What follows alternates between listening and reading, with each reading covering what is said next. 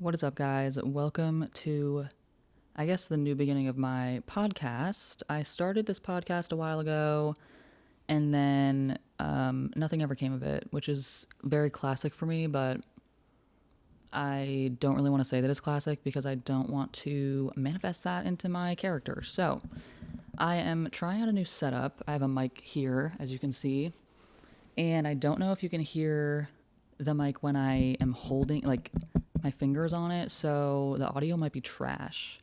And if it is, we will figure it out. Let's start with a little life update. I have been an ICU nurse since January of this year. It is November now.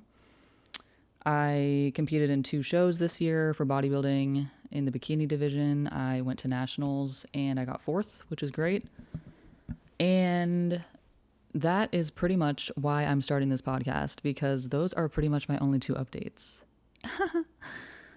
I have no life. I feel like everything that is supposed to bring me joy as a human is either just like not my thing, or maybe I just don't know what true joy feels like, which sends me down a whole nother spiral. But I posted a TikTok yesterday about this. I've just been feeling very frustrated lately. And I started the TikTok by saying, maybe I should start a podcast or something because I have a lot to say. So I think I'm going to bring back my podcast and try to get raw and real with you guys because, as you know, I love to yap on the Instagram stories. So I think I'm just going to put it all here. And if you want to follow along, that would be great. If not, I'm going to keep yapping. So recently, I have felt like I just don't know how people are getting by in their day-to-day. And I think it stems from multiple different outlets for me, or inputs, I guess, all the way from something deep inside that comes from like a selfish place, and then it stems all the way out to the world is literally on fire, and I feel like other than the chronically online people that I talk to and, you know, the people in my online community who are seeing the news constantly and just actually paying attention because it's right in front of our faces, other than that, I feel like everyone is just going about everyday life like everything is normal, and that just makes me spiral, I guess. I don't know how people are doing it. And it makes me feel crazy. Like, yeah, we'll get into it. But anyway, this is probably the new setup for now. I'm sitting on my floor on a floor mattress because, you guessed it, my back is still broken. And my lower back hurts, so I'm sitting on a mattress. And you can see my Meal 2 and my Coke Zero in the background. So, very on-brand setup for me. If you don't know who I am and you somehow stumbled across this, probably not the case, but I'm Grace, and like I said, I'm an ICU nurse and a bodybuilder, and those are my only 2 character traits. So, the reason that it took me so long to film/record another episode of this podcast is, I guess we're starting with the deep, selfish reasons as to why I am depressed, okay? So let's start inward, and then we'll work our way outward. One of the reasons that I've waited so long to do this is I hate being on camera. Deep inside, from a selfish, and I don't mean selfish as like a derogatory term. I mean like this reason is literally stemming from something inside of me, as opposed to, you know, turning on the news and being like, oh, that's depressing. It's more so like selfish. It's self-ish. I hate being on camera because I have never enjoyed the way that I've looked, and I also hate my voice. So kind of a double homicide, if you will, for starting a podcast on video. But it's one of those things where I kind of go back and forth on it, where I'm like, on one hand, I'm like, oh my God, to quote Caleb Heron, I want a surgery day, who want me? Just got out of the OR.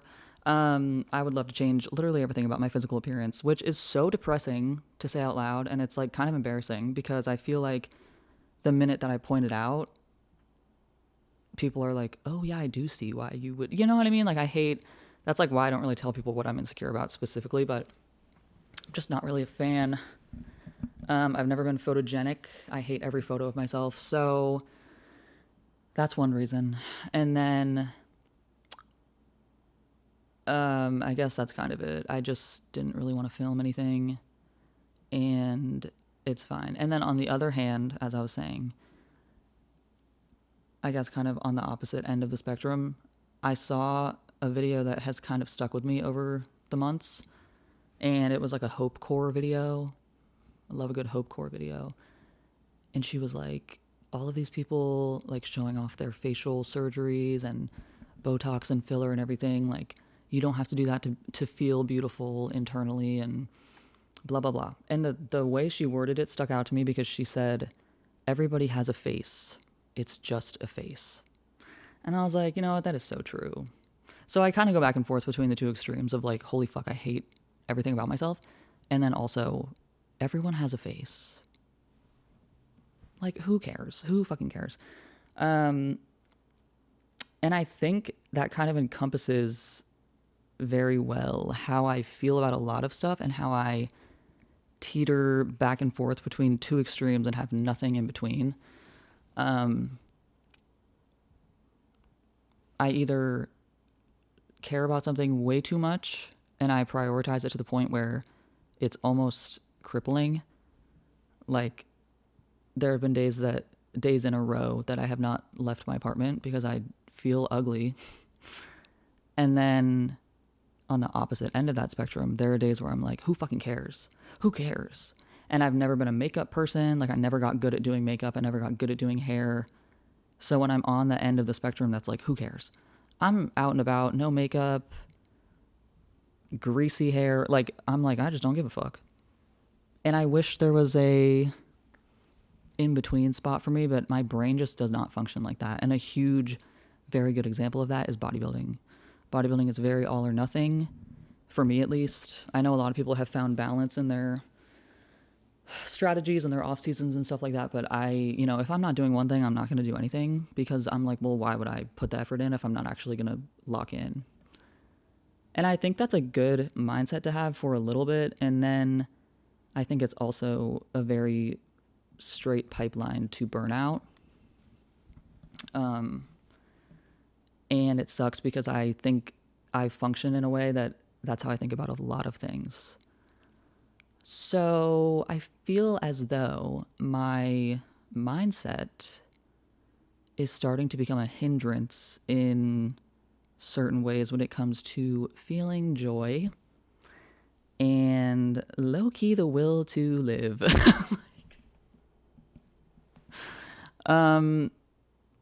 I don't know, dude. I feel like,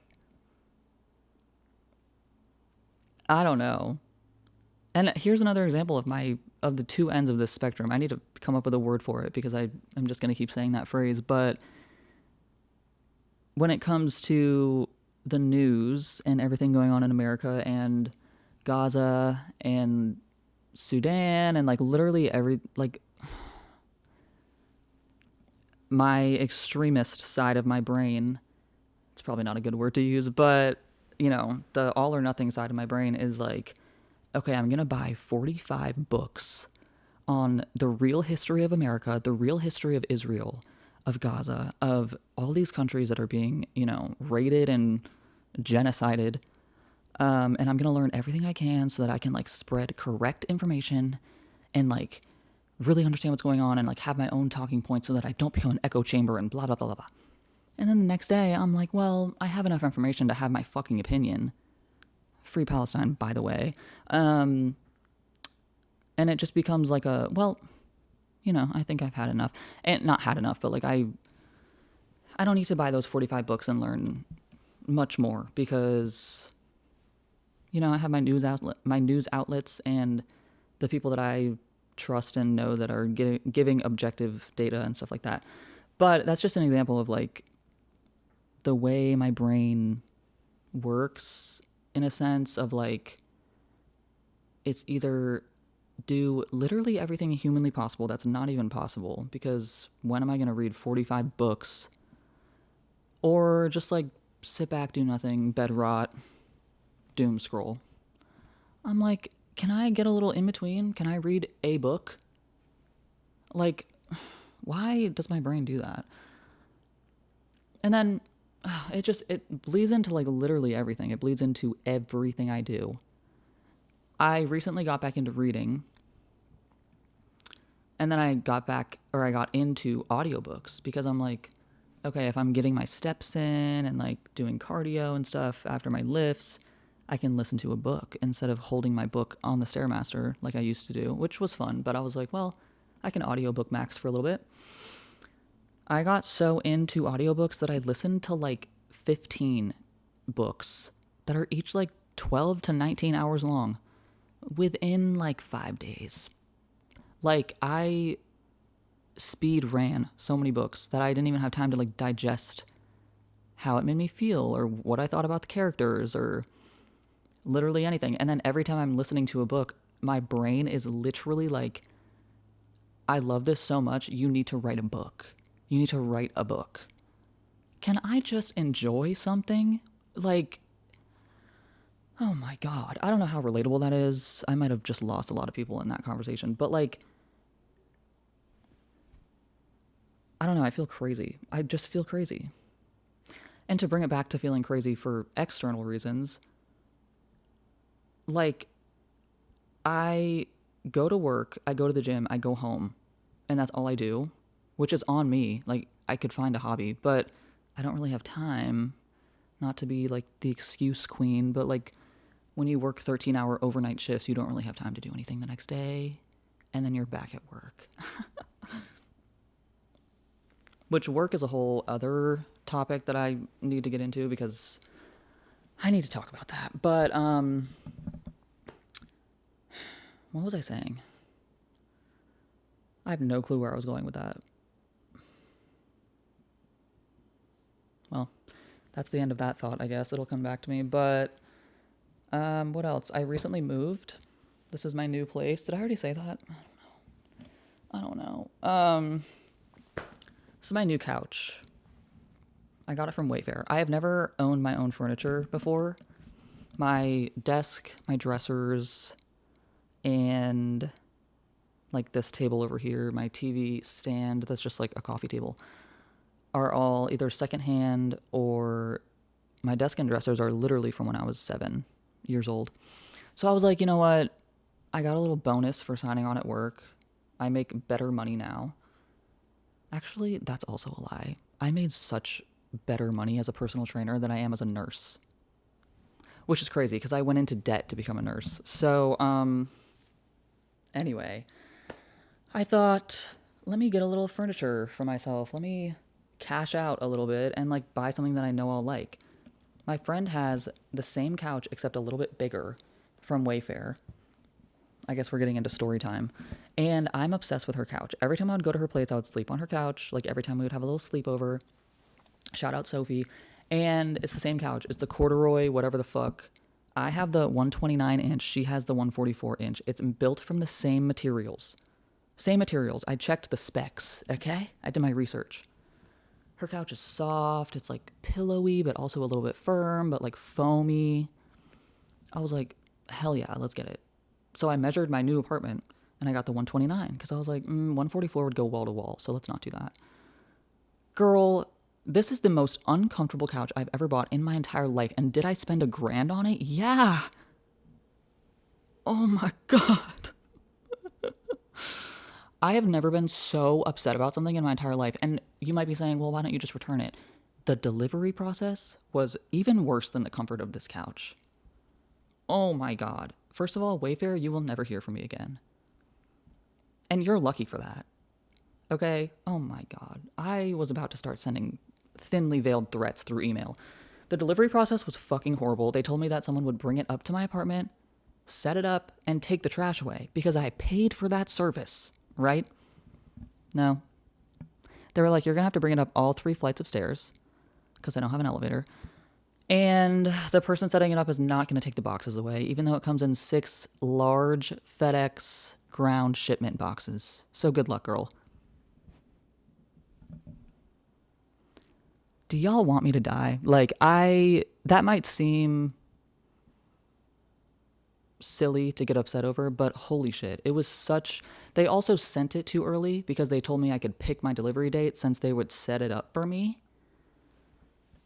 Didn't let me pick the date. I hadn't moved in yet. So I had to ask them to cancel the order, and they were like, we can't cancel it because it already shipped. Girl, oh my god, I'm about to cancel my credit card. Like, oh my god. So we finally got that figured out. It took me talking to 4 different employees. I was like, you know what, whatever. They finally send it. I'm like, okay. They set it up, and I was like, it doesn't really look that soft, but maybe it just needs to expand because the cushions were like in the shrink wrap. Girl, it's been here for weeks now, and it's so uncomfortable. It actually makes me want to cry every time I sit on it because I was so excited. Here we go. Here's my spiral. So excited to finally do something for myself. I don't spend money that much. Like, I joke on Instagram stories about like Amazon haul, but it's like I buy my supplements and then I buy like maybe a notebook and then scrubs. Like, I really don't buy that much shit. And I was so excited to like spend money on something that I knew I would have for a long time and knew that I would enjoy. And it's so bad. I'm sitting on the floor and I have a broken back. So thanks, Wayfair. That's my rant, I think, for the week. Made me very upset. Other than that, nothing much is new. Nothing much is new. Unfortunately, which is why I think I'm a little bit depressed, because I did think that once I moved back into my own place, I would feel a little bit more at peace, I guess. Not that my old place was bad. I lived with one of my friends, James, for a year-ish, and it was actually great. He kind of saved my life, low-key. He was like, if you want to move into my house, you can just help me with mortgage payments, low-key. And it was great. I saved a lot of money. His house was so nice. He was so nice. Great roommate. Like, we really got along. It was awesome. But we both kind of were like, 2026, let's go back to doing our own thing. And I was like, yeah, for sure. So I kind of had this like, okay, I'm going to get back into my own place because I lived alone before this. I'm going to enjoy it. Like, I did miss living alone. So I was like, all right, slay. And now that I've moved in, I'm kind of like, yeah, I'm still depressed. Like, it's not like my mental illness just went away. Like, what the fuck? Why was I expecting that? Yeah. I don't know. I guess I'm going to talk about work now really quick before my camera shuts off. I think this only films for 30 minutes. Lucky for y'all. But work-wise, I work in a medical ICU. Technically, we're a medical respiratory ICU because we take pulmonary hypertension. Girl, oh my god, it sucks. It's so bad. I really tried to enjoy it. When I was on orientation, it was fine. Like, when I was with my preceptors, and I was really excited to get off orientation because I felt like I was in a good spot organizationally and, time management wise. I was like, I can do this. Like, this is really not that bad. And from a task perspective, it really isn't that bad. But all we do is torture people. Like, I don't know if y'all have ever been in an ICU, either as a patient or a healthcare worker, but like, god damn.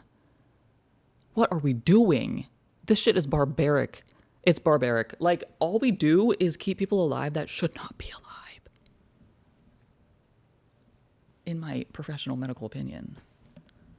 Also, nothing I'm saying represents the hospital that I work for. Don't come at me, okay? There are just so many patients that are so past the point of being so far gone, and all we do is literally keep them alive with medication and ventilatory support. I'm like, this is torture. This is torture. This is actually torture. If I was in this position, I would come back from my half grave and haunt y'all. Like, third week on the job, I was like, yeah, I need to write an advance directive, which is the document that tells people what you want medically if you're in a coma, basically. So, yeah, it's bad. So anyway, on orientation, I was like, all right, it's not that bad. I got off orientation. Still wasn't really that bad. At first, I wasn't a fan of the patient population. My hospital system has specific ICUs for different things. So we have like a neuro ICU, we have a cardiac ICU, we have a cardiac surgery ICU, we have a STICU, surgery trauma. Like, we get a lot of stuff, but mine's medical. So if you can use your deductive reasoning, everyone that is in the hospital for a specific purpose is on a different ICU. They're on their respective specific ICUs. Okay, heart attack, you're on the CICU. A little stroke action, you're probably on NICU, neuroscience. If you're in multi-system organ failure and everything in your body is failing, or you have liver cirrhosis from either drinking your entire life or not drinking your entire life, and it's just idiopathic, meaning it just happened, nobody knows why, you come to us. And at that point, there is nothing we can do for you. Okay, this is also an anti-drinking ad, I guess. We get so many liver cases where, like, technically the liver unit, there's also a liver ICU, but they only take post-op. So people come to us for a liver transplant workup, and then once they get the thing that is going to fix them, they leave my unit. So my unit is literally just people that are deathly ill, which from a nursing perspective is good for experience. Like, I've dealt with a lot of different things, but oh my God, from a human perspective, I'm like, oh my God, bruh. It's just kind of upsetting. Yeah, which I think is valid, but there are a lot of conversations on a daily basis with family members of the patients, trying to not convince them, because that's not what we do, but we try to show them that there's probably nothing good that's going to come out of the situation, and it would be better for the patient and their well-being to kind of remove the life support and treat the pain and let them kind of kind of pass peacefully, right? But obviously, if that's your family member, you want to do everything you can for them, and you think that doing everything you can for them is keeping them alive.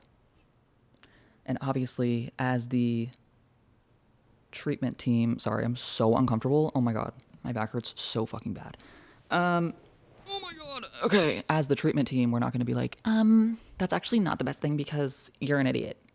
Because you're not an idiot. You just want more time with your loved one, which is also valid. But after working in this setting for not even a year, I'm like, oh my God, please don't keep me alive. If you work in healthcare, you know what I'm talking about. And if you don't, please write your advance directive and look into life-saving measures and understand what's actually going to be done to you if you are in an ICU. Like, even just CPR alone, I don't even want that shit.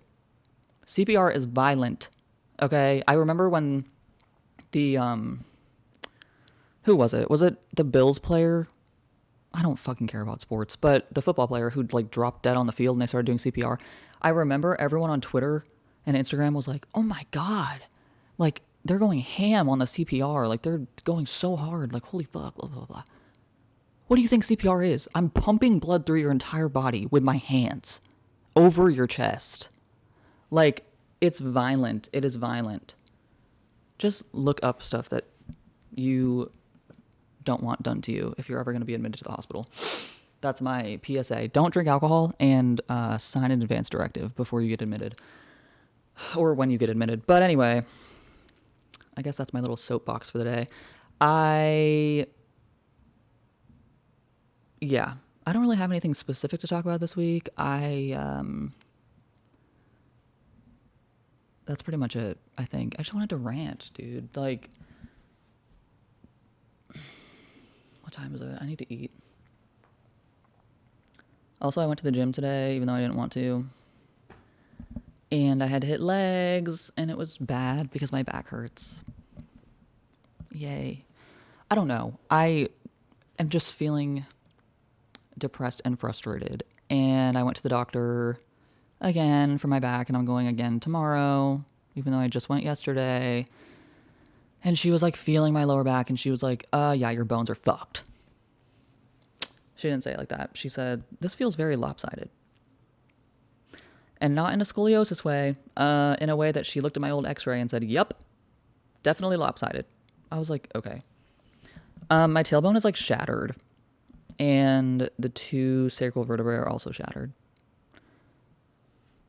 So that's my life. There's nothing you can really do to fix it except remove your tailbone surgically, and even that doesn't get rid of the pain most of the time. So yay. It's so frustrating. I feel like there's always something wrong with me. Oh my God, it's actually driving me insane. Like, can I catch a break? And this is where I start to feel selfish, because I'm like, the mentality of like, oh, I just can't catch a break. I'm like, are you kidding? There's literally people dying. Kim, there's people dying. But also I'm like, okay, well, I am the one dealing with this. Like, I'm sitting on the floor right now on a fucking mattress pad because my back hurts so fucking bad and I can't function after sitting down for 5 minutes. Like,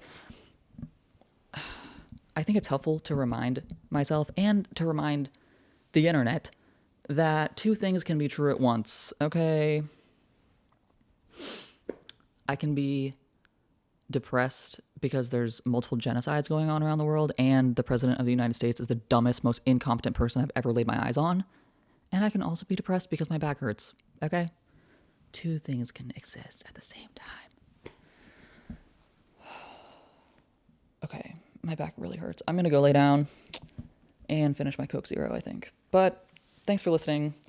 I'm probably changing the name of this podcast because I don't really want it to have nursing or the gym in the title, because I don't want to constantly talk about that shit, because it's already my entire life, as we've went over. Hopefully the audio was not trash, because I'm going to post this regardless. And yeah, that's pretty much it. Okay. Oh my God, I'm in so much pain. Okay, bye. Love you.